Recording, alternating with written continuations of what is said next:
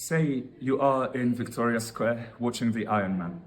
A seagull lands on him and starts preening. The sun flashes on tram windows. Reflections dance on the rust. The city feels like a held breath, a forming word. The seagull blinks. Now say a boy runs through the square, arms like seagull wings. Ayo, he shouts, tripping over his shoelace, and the seagull watches from the Iron Man's head. Say the boy gets up unscathed.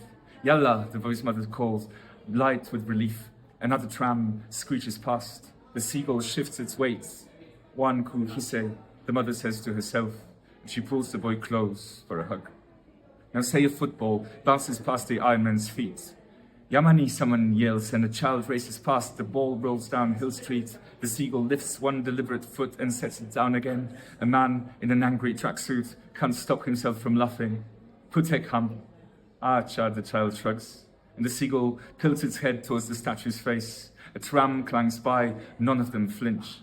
Then say a woman sits on the edge of the fountain peeling an orange.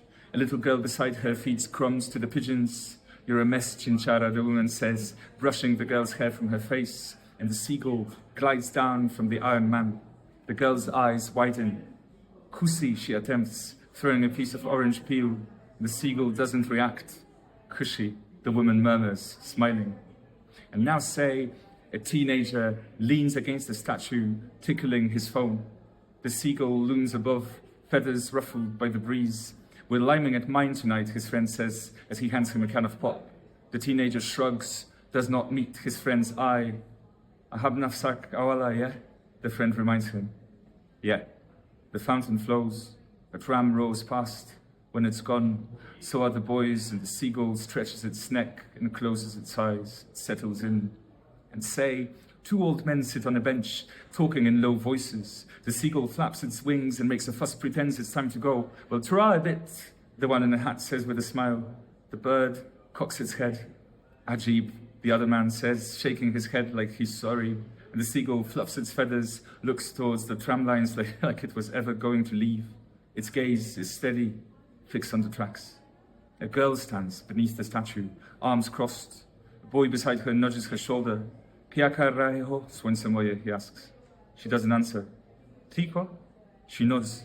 It's just, she's been plotting a route and now she's off, up towards the fountain, taking the steps two at a time. The seagull stretches its wings. Tumiza Shundur, the boy whispers.